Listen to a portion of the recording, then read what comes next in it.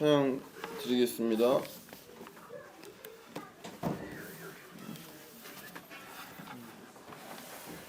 예배 찬송가 521장입니다.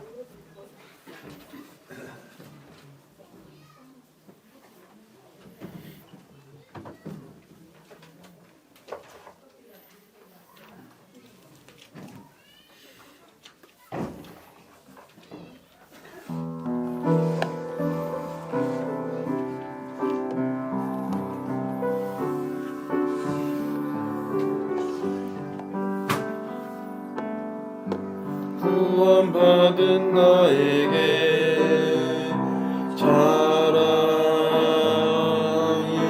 있네. 하나님의 독생자 주님 예수, 버림받은 나 위해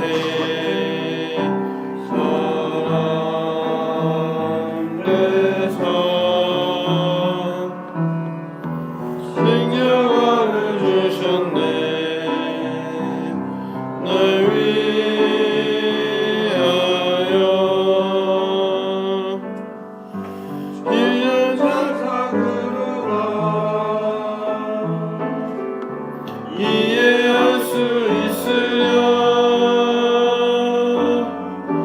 구속받은 자만이 감사하리라. 하늘 생명 이 땅에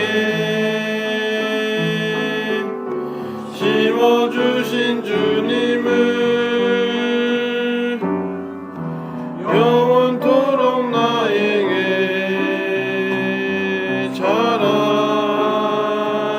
자랑이여라. 주를 믿는 나에게 자랑 있네. 만유의 주 되시는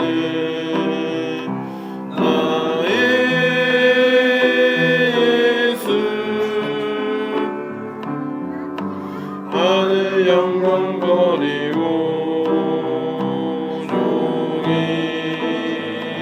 되사 섬기셨네. 이 몸을 이 천한 몸 천군 천사 그늘과 이해할 수 구속받은 자만이 감사하리라. 하늘 생명 이 땅에 씻어주신 주님을 영원토록 나에게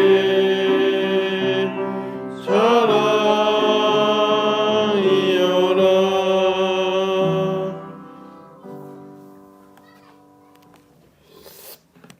예, 오늘 한결형제하고 하은 자매는 봉동에서 예배 드린다고 알려왔습니다. 김장도 해야 되고 어떤 일정이 있나 봐요. 자세히는 안 물어봤는데 알고 계시고요. 그리고 인천 미추홀 교회에서 우리 이정훈 형제님하고 김연희 자매님 방문해 주셨습니다. 환영의 인사 부탁드립니다.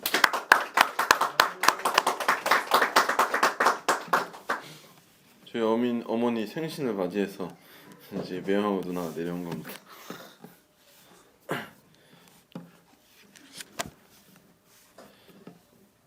429장 한 곡 더 들으시고 기도하시고 말씀 듣는 시간 갖도록 하겠습니다.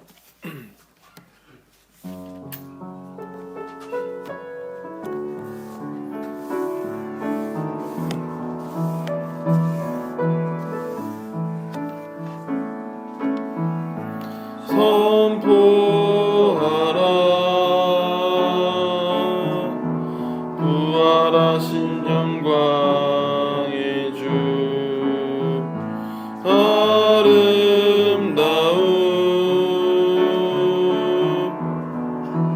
영광의 주를 보라. 보좌에 앉으신 그 어린 양 예수 다 무릎 꿇고서 주 경배하리라. 선포하라.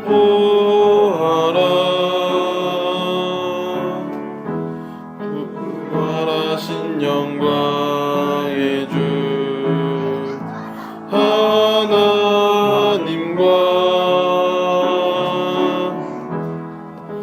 화목하게 하신 주 찬송과 존귀와 영광과 능력을 영원토록 받아주옵소서.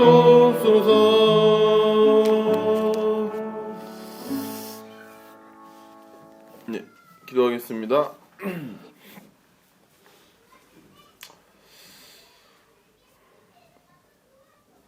찬양과 영광을 받으시기에 지극히 합당하신 주님을 이 시간 기억하며 감사와 찬양을 드립니다. 지금 주님께서 저희를 위하여 참 어떠한 사랑을 참 나타내셨는가 생각하게 될 때에 이러한 미천한 인생들을 참 죄 가운데 구원하시기 위하여 자신을 아낌없이 희생 제물로서 드리셨던 주님을 기억하게 됩니다. 또한 죽음에서 이기셔서 부활하신 주님을 또한 저희가 바라보고 믿을 수 있는 귀한 은혜를 허락하심에 참 감사를 드립니다. 저희가 이 땅에 살아가는 동안에 주님처럼 부활할 저희를 또한 소망하고 다시 만날 그 주님을 기억하고 늘 감사함과 소망 가운데 살아갈 수 있도록 저희 보령 중앙교회 모든 성도님들의 그 심령을 주장하여 주시기를 간절히 원합니다. 또한 이 시간 온전히 저에게 말씀을 허락하여 주셔서 전하는 형제님이나 듣는 저희들이나 좀 성령님의 역사하심이 있을 수 있도록 하나님께서 이 시간 주장하여 주시고 선히 인도해 주시기를 간절히 원합니다. 위에서 모든 시간 하나님 아버지 앞에 부탁드리오니 모든 기도를 주 예수님 이름으로 기도드렸습니다. 아멘. 예, 준비된 말씀 듣도록 하겠습니다.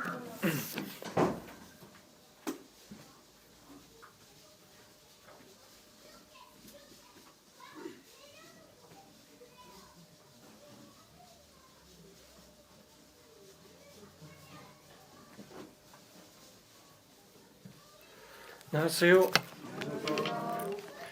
요한복음 3장 말씀 보시도록 하겠습니다.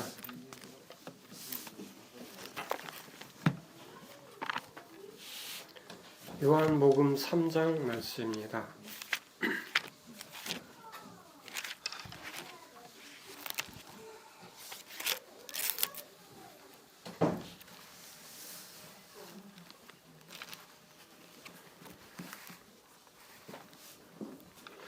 요한복음 3장 1절부터 8절까지의 말씀을 제가 읽겠습니다. 그런데 바리새인 중에 니고데모라 하는 사람이 있으니 유대인의 지도자라. 그가 밤에 예수께 와서 이르되 랍비여 우리가 당신은 하나님께로부터 오신 선생인 줄 아나이다. 하나님이 함께 하시지 아니하시면 당신이 행하시는 이 표적을 아무도 할 수 없음이니이다. 예수께서 대답하여 이르시되 진실로 진실로 내게 이르노니 사람이 거듭나지 아니하면 하나님의 나라를 볼 수 없느니라. 니고데모가 이르되 사람이 늙으면 어떻게 날 수 있사옵나이까? 두 번째 모태에 들어갔다가 날 수 있사옵나이까? 예수께서 대답하시되 진실로 진실로 내게 이르노니 사람이 이 물과 성령으로 나지 아니하면 하나님 나라에 들어갈 수 없느니라.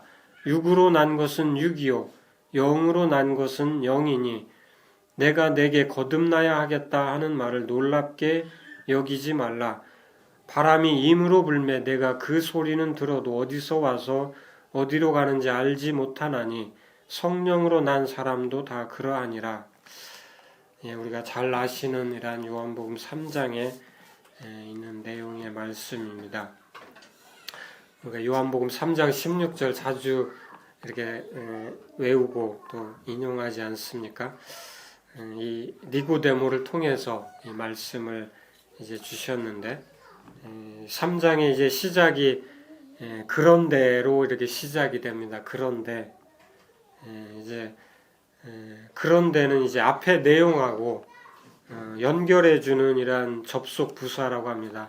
그래서 앞에 내용과 연결해 주는 의미도 있고 또 어떤 상반된 내용으로 이렇게 이끌고자 할 때 그런데라고 하는 이런 접속 부사를 쓴다고 합니다.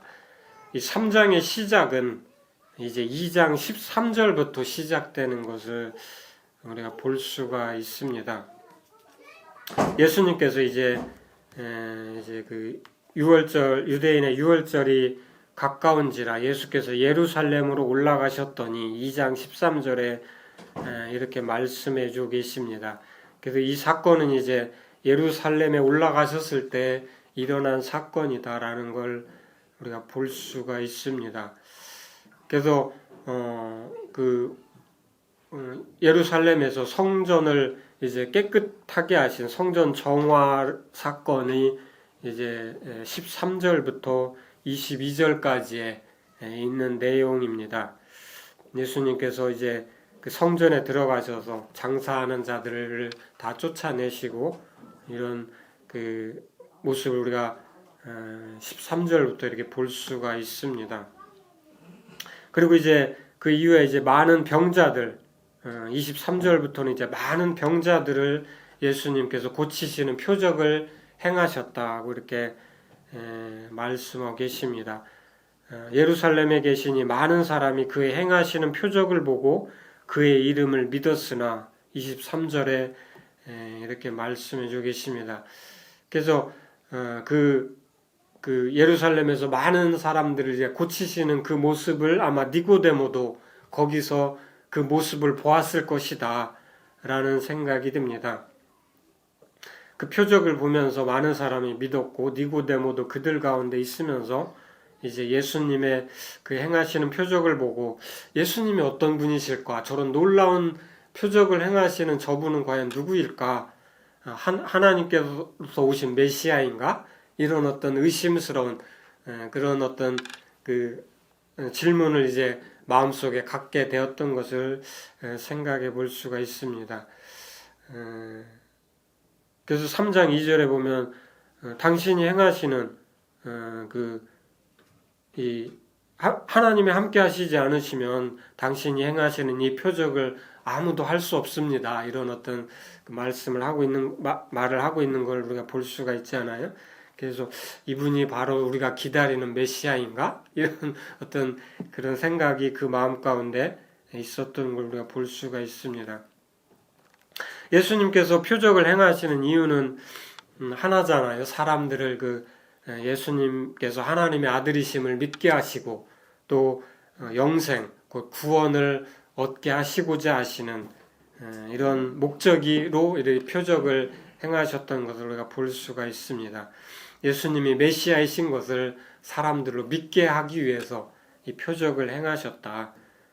그래서 15절에는 이제 그를 믿는 자마다 영생을 얻게 하려 하심이다.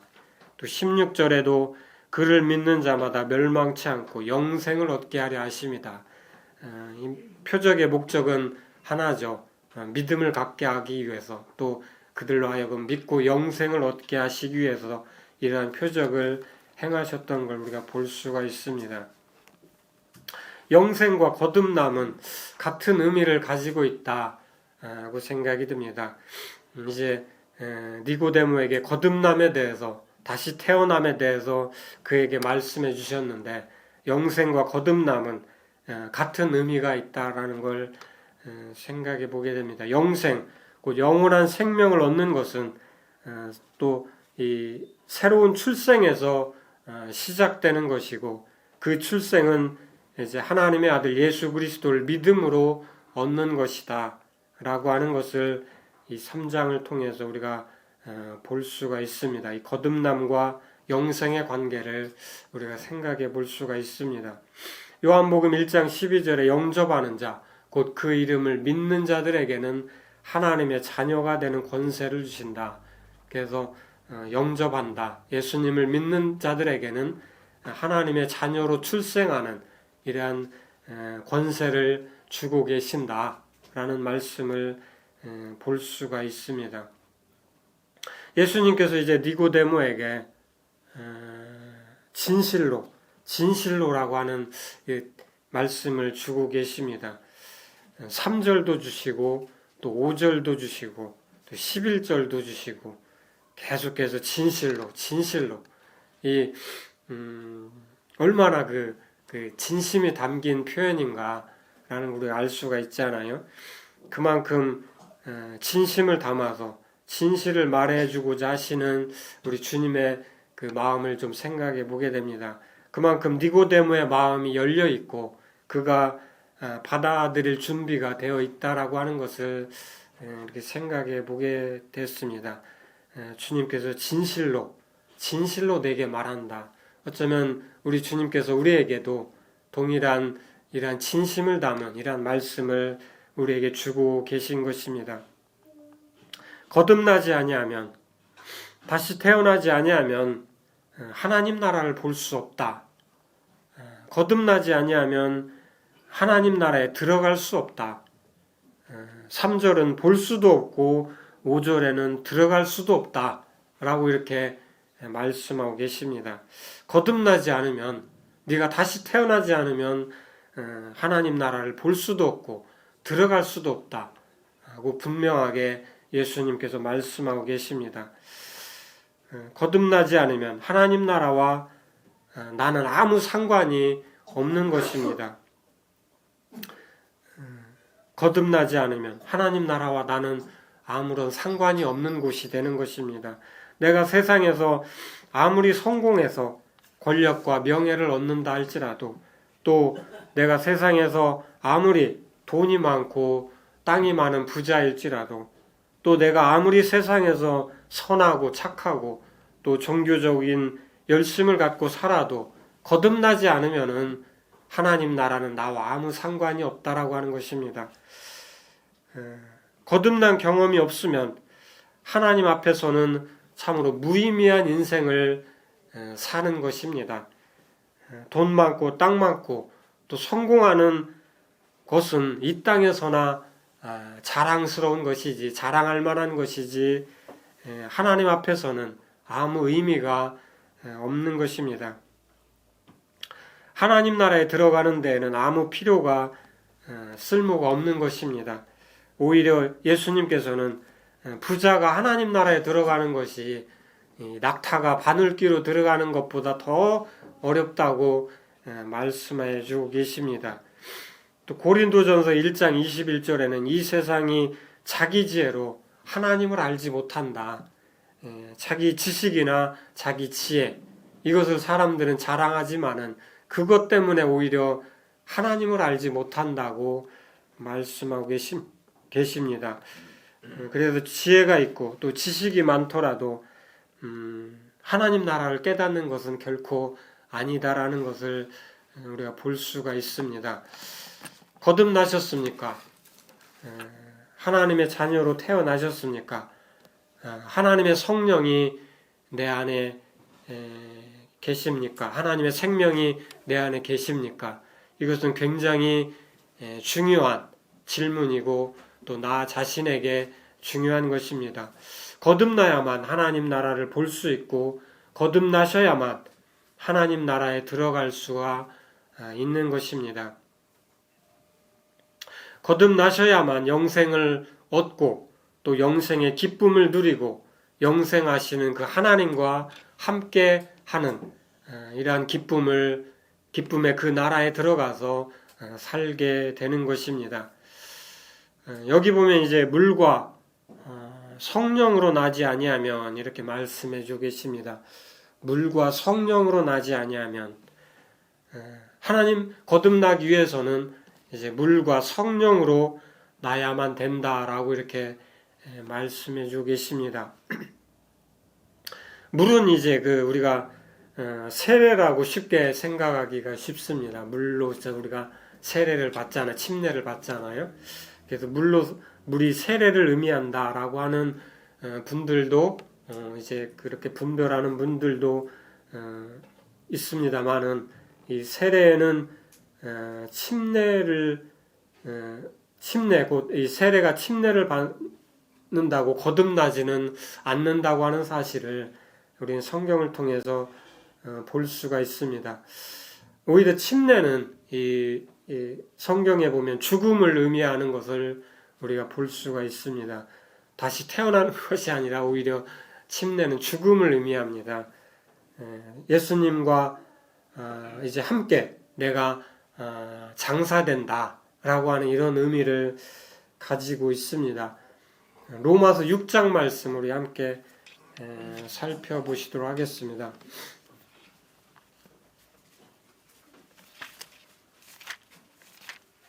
로마서 6장 4절 말씀입니다. 물이 침례가 아니라고 하는 것을 우리는 이 6장 말씀을 통해서도 볼 수가 있습니다. 6장 4절에 그러므로 우리가 그의 죽으심과 합하여 세례를 받음으로 그와 함께 장사되었나니 이는 아버지의 영광으로 말미암아 그리스도를 죽은 자 가운데서 살리심과 같이 우리로 또한 새 생명 가운데서 행하게 하려 함이라. 만일 우리가 그의 죽으심과 같은 모양으로 연합한 자가 되었으면 또한 그의 부활과 같은 모양으로 연합한 자가 되리라. 여기 보면 이제 침례는 주님의 그 죽으심과 합해서 내가 장사된다 라고 하는 의미가 있는 것을 볼 수가 있습니다. 그리고 이제 물에 잠길 때는 내가 장사되는 것이고 이제 물에서 올라올 때는 내가 예수님과 함께 새 생명을 가진 새로운 사람으로 다시 태어난다. 그리스도와 연합한 사람으로 다시 태어나서 이제 예수님과 같은 부활의 모양을 입게 된다라고 하는 이러한 새 소망을 갖게 되는 것입니다. 우리는 주님과 연합한 자가 되었죠. 이 침례를 통해서 나는 이제 이 세상에 대해서 죽은 사람이고 나는 이제 주님과 연합한 새로운 사람으로 태어났다. 하나님의 자녀로 다시 태어났다고 하는 이러한 기쁨이 우리 안에 있습니다. 그것이 다시 태어난 사람의 그 마음 가운데 이래 주신 것입니다. 침례를 받아야 거듭난다. 고 한다면 예수님께서도 아마 열심히 침례를 주셨을 것입니다. 사람들에게 침례를 막 주시지 않겠습니까? 제자들과 함께 그래야만 거듭나니까. 근데 성경은 예수님께서는 침례를 주셨다는 기록이 없는 걸 볼 수가 있습니다.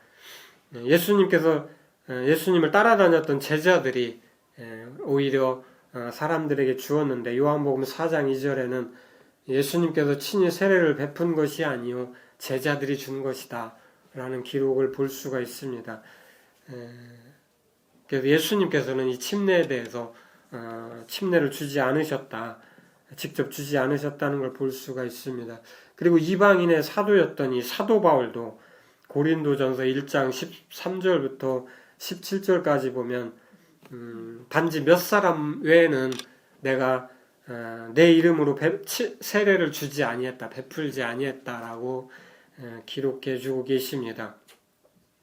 오히려 예수 그리스도의 십자가를 전했다라고 사도 바울은 기록해 놓고 계십니다.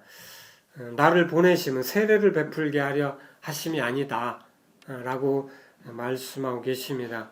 이런 사실들로 비춰볼 때 세례가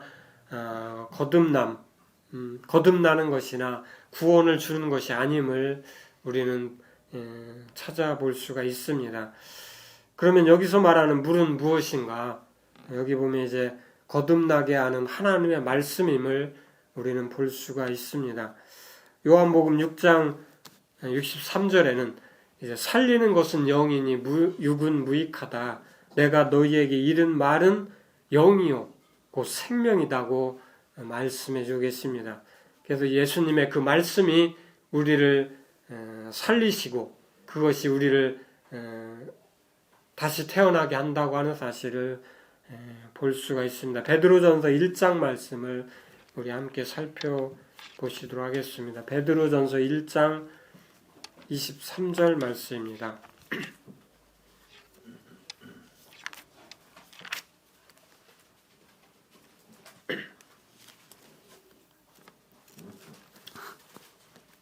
베드로전서 1장 23절 말씀입니다. 너희가 거듭난 것은 썩어질 씨로 된 것이 아니요 썩지 아니할 씨로 된 것이니 살아있고 항상 있는 하나님의 말씀으로 되었느니라. 그러므로 모든 육체는 풀과 같고 그 모든 영광은 풀의 꽃과 같으니 풀은 마르고 꽃은 떨어지되 오직 주의 말씀은 세세토록 있도다 하였으니 너희에게 전한 복음이 곧 이 말씀이니라. 여기 보면 이제 거듭난 것이 썩어질 씨로 된 것이 아니요 썩지 아니할 씨로 되었는데 그것은 곧 살아있고 항상 있는 하나님의 말씀이다 라고 이렇게 분명히 말씀해 주고 계십니다.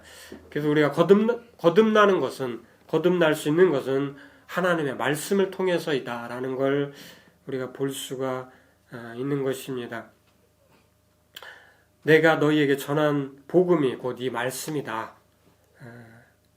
또 에베소서 5장 26절도 한번 찾아보시도록 하겠습니다. 에베소서 5장 26절 말씀입니다.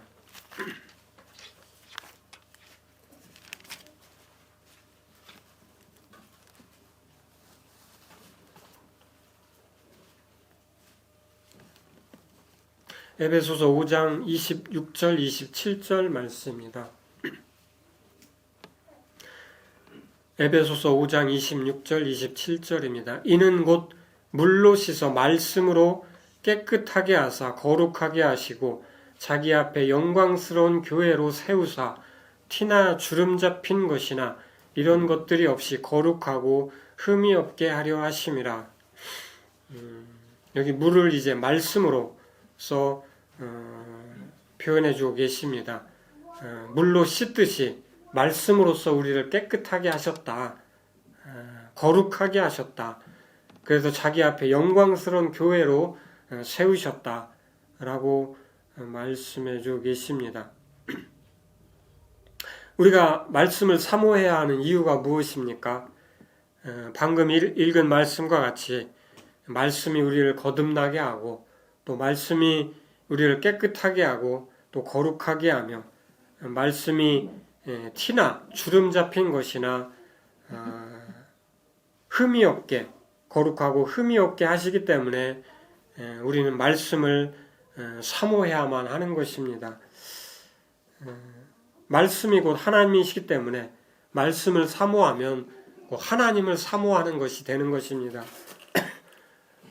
반면에 말씀을 가까이 하지 않는다 이러면 하나님께 대한 사모함이 식어져 있구나, 내 영혼이 하나님을 사모함이 식어져 있구나 라는 걸 우리가 간접적으로 나 자신을 바라볼 수가 있는 것이, 테스트해 볼 수가 있는 것입니다.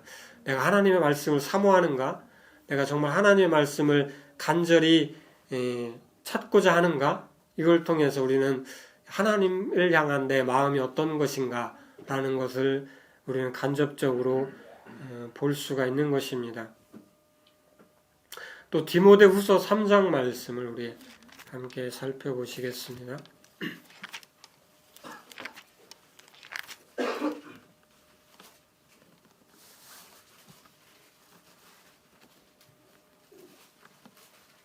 디모데후서 3장 14절부터 17절까지의 말씀입니다.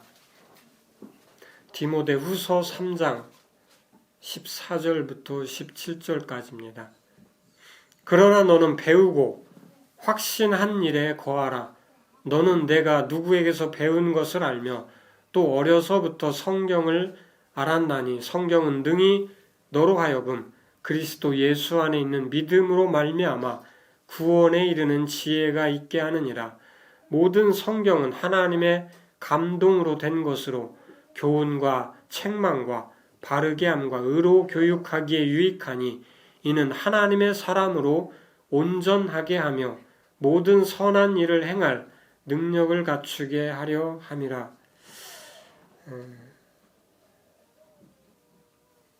말씀에 이 구원에 이르는 지혜가 있다라고 말씀해 주고 계십니다.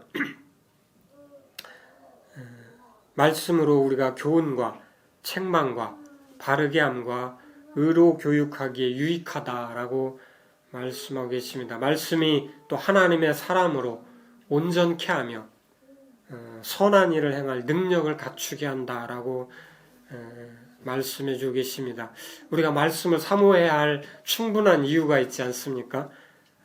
우리가 우리의 삶을 되돌아보고 또 교훈과 책망을 받고 또 우리의 삶을 바르게 하고 의로 교육하기에 유익하고 또 하나님의 사람으로 우리가 온전하게 서기 위해서 또 선한 일을 행할 능력을 갖추기 위해서는 우리가 이 하나님의 말씀을 간절히 사모하고 또 읽고 또 해야 할 이유가 우리에게 분명히 있는 것입니다. 말씀이 우리의 신앙을 세워주는 것입니다. 교회에서 전해지는 이 말씀은 양념에 불과한 것이지 참 양식은 여러분 자신이 떠 먹어야 되는 것입니다. 이 매일마다 밥을 먹듯이 우리가 말씀을 읽으시고 또 묵상하시고 또 감사하고 기도하고 찬양을 드리는 이것이 우리의 신앙을 자라게 하는 것입니다. 매일마다 밥을 먹듯이 우리는 말씀을 먹고 그것이 우리의 양식이 되도록 우리는 말씀을 사모해야 되고 그것이 우리의 신앙을 자라게 하고 우리의 믿음을 지키는 것이다 라는 것을 기억해야 될 것입니다. 그래서 신령한 젖을 사모하라 고 말씀해 주고 계십니다. 베드로전서 2장 2절에는 그래서 어린아이가 젖을 빨듯이 우리가 하나님의 말씀을 신령한 젖을 사모하듯이 그것을 먹을 것을 우리에게 말씀해 주고 계십니다. 두 번째는 이제 성령님에 대해서 알아보겠습니다. 요한복음 3장 8절에는 바람이 임으로 불매 내가 그 소리를 들어도 어디서 와서 어디로 가는지 알지 못하나니 성령으로 난 사람도 다 그러하다 하고 말씀해 주고 계십니다. 성령님을 이제 바람에 비유하시면서 예수님께서 말씀해 주고 계시는데 성령으로 난 사람도 다 이와 같다. 이 바람이 부는 것처럼 보이지는 않지만 그 능력 또 그 영향력이 그 사람에게 임한다라고 하는 것을 우리는 볼 수가 있습니다. 바람이 어디서 와서 어디로 부는지 우리는 알 수 없잖아요. 그러나 그 바람이 부는 것처럼 그 사람 속에 성령님께서 들어오셔서 그가 참 변화되는 새로운 사람으로 태어나는 이러한 것에 비유해 주고 계십니다. 에스겔서 37장 말씀 우리 함께 살펴보시도록 하겠습니다. 에스겔서 구약 말씀입니다. 구약 1210페이지입니다. 에스겔서 37장 8절부터 보면은 이제 우리가 잘 아는 비유의 말씀인데 그 마른 뼈들에게 이제 하나님께서 말씀하실 때 그 뼈들에 이제 생기가 들어가고 뼈와 힘줄이 생기고 이런 각기 흩어져 있던 그 뼈들이 막 붙어가지고 사람으로서 이제 살아나는 이러한 비유를 말씀을 이제 주고 계십니다. 에스겔을 통해서 37장 8절부터 보면은 에스겔서 37장 8절입니다. 내가 또 보니 그 뼈에 힘줄이 생기고 살이 오르며 그 위에 가죽이 덮이나 그 속에 생기는 없더라. 또 내게 이르시되 인자야 너는 생기를 향하여 대언하라. 생기에게 대언하여 이르기를 주 여호와께서 이같이 말씀하시기를 생기야 사방에서부터 와서 이 죽음을 당한 자에게 불어서 살아나게 하라 하셨다 하라. 이에 내가 그 명령대로 대언하였더니 생기가 그들에게 들어가매 그들이 곧 살아나서 일어나 서는데 극히 큰 군대더라. 그 앞절에 보면 이제 마른 뼈들이 이제 여기저기 흩어져 있는 것을 볼 수가 있습니다. 그 뼈들이 이제 에스겔을 통해서 하나님께서 말씀을 주시니까 그 마른 뼈들이 이제 하나하나씩 붙으면서 그 뼈들이 이제 힘줄이 생기고 살이 오르고 그에 이제 가죽이 덮이면서 이제 몸이 되어가는 이러한 모습을 볼 수가 있습니다. 근데 이제 거기에는 생기가 없었죠. 살아나기 위해서는 하나님의 생기가 그 안에 들어가야만 되는 것입니다. 그러면서 이제 그 생기를 이제 그 죽은 자에게 이제 생기가 들어갈 것을 말씀하시니까 이제 그 몸이 이제 살아나게 되는 이러한 말씀을 우리가 볼 수가 있습니다. 이 마른 뼈들은 이스라엘의 어떤 영적 상태를 이제 보여주시면서 하나님 앞에 마른 뼈와 같이 죽어 있는 어떤 그 이스라엘의 모습을 상징적으로 보여주고 있습니다. 쓸모없는 그러한 상태와 같을지라도 하나님께서 그들을 버려두지 아니하시고 그들을 다시 회복하게 하시는 그 하나님의 백성의 그 영광을 다시 회복하게 하실 이러한 예언의 말씀을 에스겔을 통해서 주고 계십니다. 하나님이 말씀하시면 이런 마른 뼈들과 같은 사람들도 마른 뼈들이 연결이 되고 살이 붙고 힘줄이 생기고 이제 마치 아담의 코에 첫사람 아담에게 그 생기를 불어넣어서 생명이 되게 하셨던 것처럼 불어넣으셨던 것처럼 이 생기를 불어넣으시니까 그 사람이 이제 살아났다고 이렇게 말씀하고 계십니다. 우리 인생 안에 하나님의 생명이 살아나야만 되는 것입니다. 우리의 육체는 튼튼하고 건강한데 하나님의 생명이 그 속에 없다고 한다면 그 몸은 죽은 것과 같은 죽은 것과 다름이 없는 것입니다.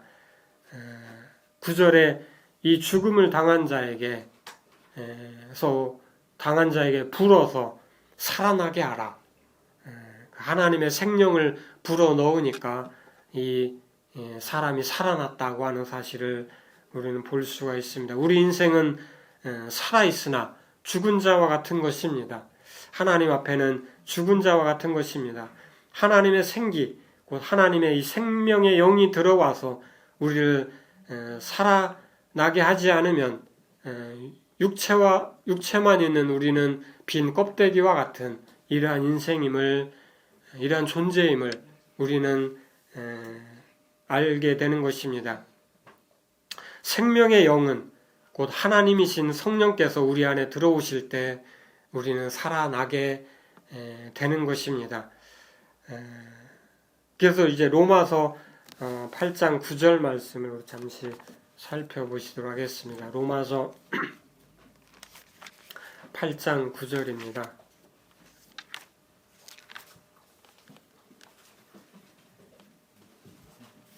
그리스도의 영이 없으면 그리스도의 사람이 아니다라고 말씀해 주고 계시는데 로마서 8장 9절부터 11절까지의 말씀을 우리 함께 살펴보시겠습니다. 로마서 8장 9절부터 살펴보시겠습니다. 만일 너희 속에 하나님의 영이 거하시면 너희가 육신에 있지 아니하고 영에 있나니 누구든지 그리스도의 영이 없으면 그리스도의 사람이 아니라 또 그리스도께서 너희 안에 계시면 몸은 죄로 말미암아 죽은 것이나 영은 의로 말미암아 살아있는 것이니라. 예수를 죽은 자 가운데서 살리신 이의 영이 너희 안에 거하시면 그리스도 예수를 죽은 자 가운데서 살리신 이가 너희 안에 거하시는 그의 영으로 말미암아 너희 죽을 몸도 살리시리라. 그리스도의 영이 없으면 그리스도의 사람이 아니다 라고 말씀해 주고 계십니다. 반면에 그리스도의 영이 너희 안에 거하시면 너희 죽을 몸도 살리시리라고 말씀해 주고 계십니다. 그리스도의 영이 곧 성령이 우리 안에 오시면은 우리는 살아나는 것입니다. 육체로 살아가는, 육신대로 살아가는 이 빈 껍데기의 육체가 아니라, 빈 껍데기의 인생이 아니라 이제 참다운 참 생명을 소유한 인생으로 다시 태어나는 것입니다. 그리스도의 영으로 말미암아 너희 죽을 몸도 살리시리라. 그래서 이제 우리가 주님이 오시기 전에 미리 죽은 이란 성도들도 있지 않습니까? 그러한 성도들도 이제 그 안에 계신 영을 통해서 이제 다시 부활할 때 다시 그 죽었던 몸도 다시 살아나게 되는 놀라운 경험을 우리는 하게 될 것입니다. 이미 죽은 성도들도 주님께서 이제 부활하실 때 다시 이제 오실 때 우리는 그 죽었던 썩었던 몸이 놀랍게 변화된 몸으로 다시 살아나게 될 것을 성경은 우리에게 말씀해 주고 계십니다. 그의 영으로 말미암아 너희 죽을 몸도 살리시리라, 살아나리라고 말씀하고 계십니다. 또한 성령께서 하나님의 모든 은혜로운 것들을 우리에게 깨닫게 하신다고 말씀해 주고 계십니다. 고린도전서 2장 9절 말씀을 우리 함께 살펴보시겠습니다. 고린도전서 2장 9절입니다.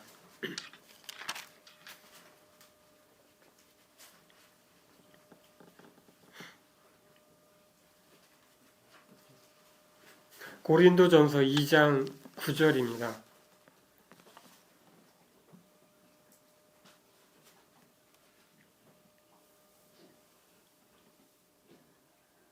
기록된 바 하나님이 자기를 사랑하는 자들을 위하여 예비하신 모든 것은 눈으로 보지 못하고 귀로 듣지 못하고 사람의 마음으로 생각하지도 못하였다 함과 같으니라. 오직 하나님이 성령으로 이것을 우리에게 보이셨으니 성령은 모든 것 곧 하나님의 깊은 것까지도 통달하시느니라. 사람의 일을 사람의 속에 있는 영 외에 누가 알리오?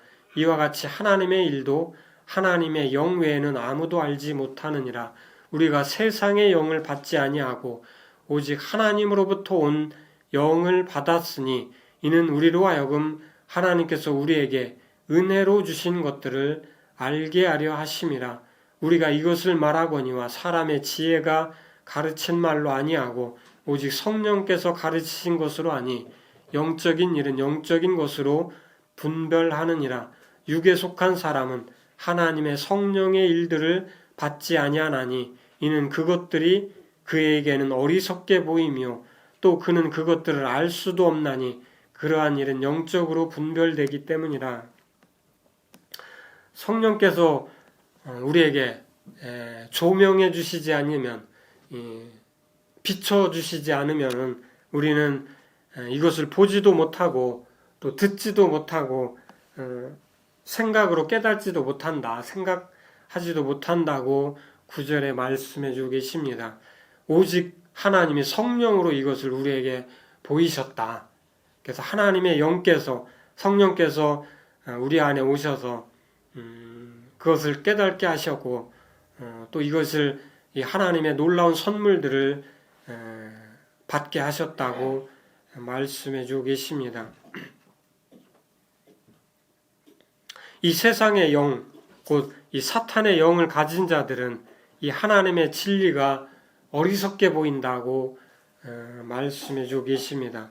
어리석게 보인다.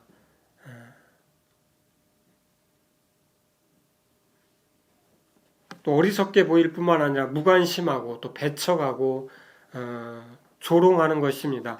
1장 18절에 보면 십자가의 도가 멸망하는 자들에게는 미련한 것이요. 그래서 우리가 복음을 아무리 전해도 또 잘 깨닫지 못하는 것은 이런 성령께서 그를 깨닫게 하시지 않는 이상은 그가 이러한 것들이 미련하게 보이는 것임을 우리가 볼 수가 있습니다. 우리는 그것이 하나님의 성령께서 주신 이러한 선물이다라는 것을 알게 되고 참으로 감사함으로 우리가 이 선물을 받게 되는 것입니다. 성령을 받은 자들은 하나님의 깊은 그 은혜와 사랑 또 그분의 능력과 무한하신 지혜를 바라보면서 하나님께 영광을 돌리지 않을 수가 없는 것입니다. 육에 속한 사람은 하나님의 성령의 일을 받지 아니하나니 이는 그것들이 그에게 어리석게 보이며 이렇게 말씀하고 계십니다. 그래서 우리는 하나님의 깊은 그 하나님의 은혜와 그분의 지혜를 보고 우리가 그분 앞에 감사하면서 또 그분의 무한하신 그 지혜와 능력을 찬양하는 이러한 삶을 살게 되는 것입니다. 성령을 모시고 계십니까? 성령의 충만을 위해서 기도하시기 바랍니다. 또 성령을 모시고 계십니까? 성령을 근심시키는 이런 죄들로부터 멀리해야만 하는 것입니다. 고린도전서 6장 19절 말씀을 우리 함께 보시도록 하겠습니다. 고린도전서 6장 19절 말씀입니다.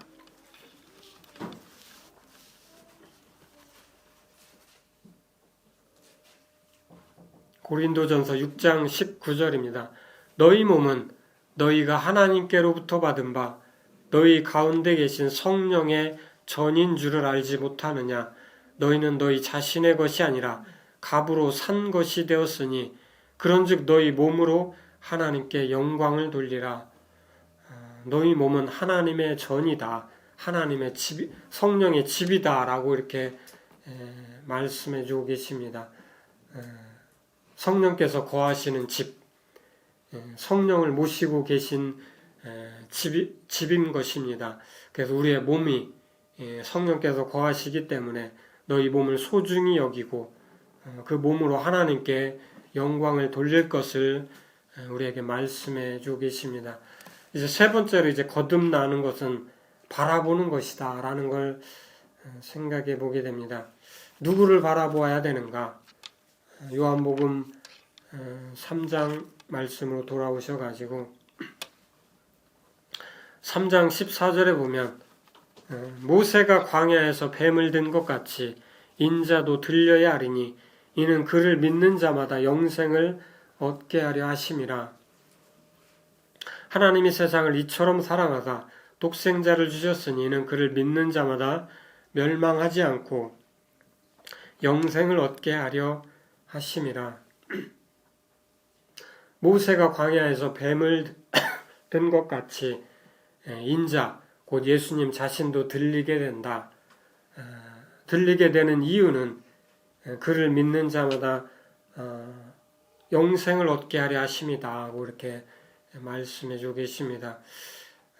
그 불순종으로 뱀에게 물려서 죽어가던 이 광야에 있던 이스라엘 백성들이 살 수 있었던 유일한 방법은 이제 모세가 높게 매달아 놓았던 그 놋뱀을 바라보는 것이었습니다.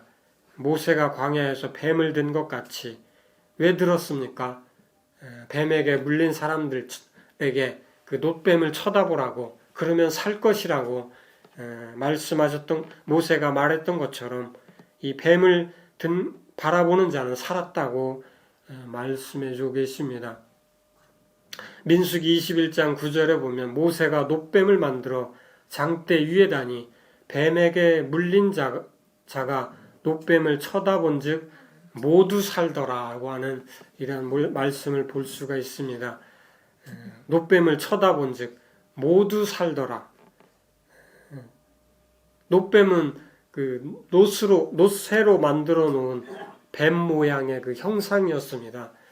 그래서 모세가 장대 위에 높이 그 뱀의 형상을 한 이런 그 쇠로 만들어 놓은 그 형상이죠. 쇠 조각이죠, 일종의. 그것을 만들어 놓고 그것을 쳐다보도록 이렇게 말씀하셨습니다. 그러면 이제 놋뱀이 무슨 능력이 있어서 사람들을 살리는 것입니까?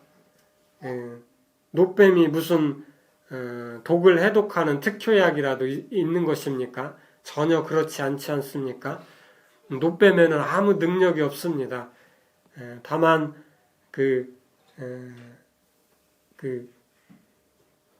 쇠 조각에 불과한 놋쇠 조각에 불과한 그 형상에 불과한 것입니다. 놋뱀이 살리는 것이 아니라 하나님의 능력이 이 뱀에 물린 사람을 살리는 것입니다. 놋뱀이 살리는 것이 아니라 하나님의 그 긍휼하신 은혜가 이 놋뱀에 물린 사람들을 살리는 것입니다. 놋뱀을 바라보라고 하는 것은 하나님의 능력과 그 하나님의 긍휼의 은혜를 바라보라고 하는 이러한 의미가 있지 않습니까?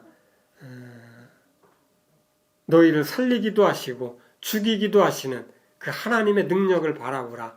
그 하나님의 긍휼의 은혜를 바라보라고 하는 하나님의 그 말씀이 담겨져 있는 것입니다.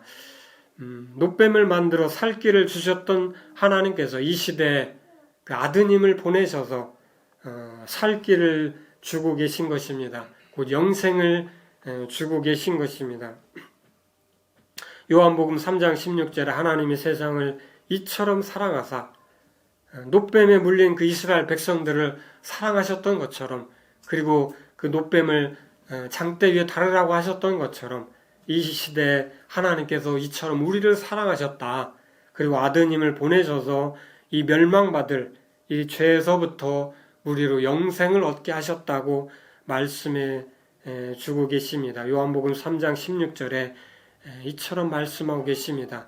그를 믿는 자마다 영생을 얻게 하려 하심이라. 멸망하지 않고 영생을 얻게 하려 하심이라. 이렇게 말씀해 주고 계십니다.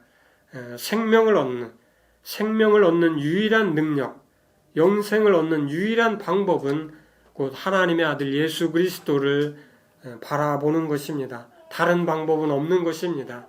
하나님께서 주신 유일한 방법, 유일한 하나님의 그 긍휼하신 은혜가 하나님의 아들 예수 그리스도 안에 있는 이러한 믿음을 통한 이러한 영생을 얻는 것입니다. 17절에 보면 하나님이 그 아들을 세상에 보내신 것은 세상을 심판하려 하심이 아니요 그로 말미암아 세상이 구원을 받게 하려 하심이다. 그를 믿는 자는 심판을 받지 아니하는 것이요 믿지 아니하는 자는 하나님의 독생자의 이름을 믿지 아니하므로 벌써 심판을 받은 것이니라. 그 이름을 믿는 자들은, 그를 믿는 자들은 심판을 받지 않지만은 하나님의 독생자를 믿지 않으면은 그는 벌써 심판을 받은 것과 같다고 이렇게 말씀해 주고 계십니다. 니고데모는 예수님을 찾아왔고 또 예수님을 믿게 되었고 또 영생을 얻게 되었습니다. 바리새인이요 종교 지도자였던 그는 그 종교의 그 어두움 속에서 이제 빛을 보게 되었고 어두움에서 벗어나서 하나님의 이 빛 가운데 그가 나오게 된 것입니다. 유대교의 그 종교라고 하는 그 빈 껍데기를 이제 벗어버리게 되었던 것입니다. 율법에 사로잡혀 있던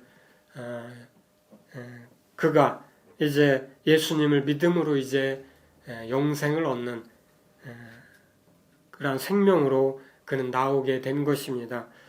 그는 예수님을 변호하였고 또 예수님께서 죽으셨을 때 장사되었을 때 그 장사 지내는 일에 앞장섰던 것을 우리는 뒤에 이 말씀을 통해서 찾아볼 수가 있습니다.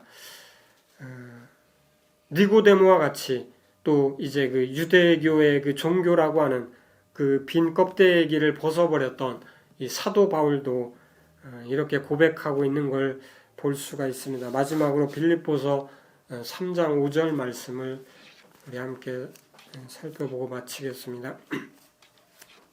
빌립보서 3장 5절입니다.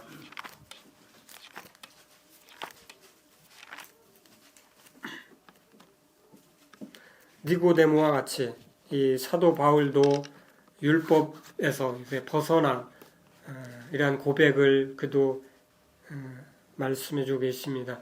빌립보서 3장 5절 말씀입니다.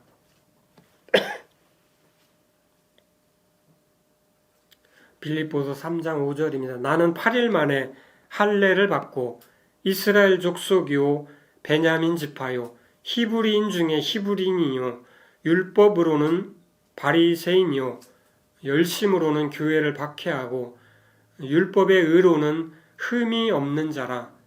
그러나 무엇이든지 내게 유익하던 것을 내가 그리스도를 위하여 다 해로 여길 뿐더러 또한 모든 것을 해로 여김은 내 주 그리스도 예수를 아는 지식이 가장 고상하기 때문이라.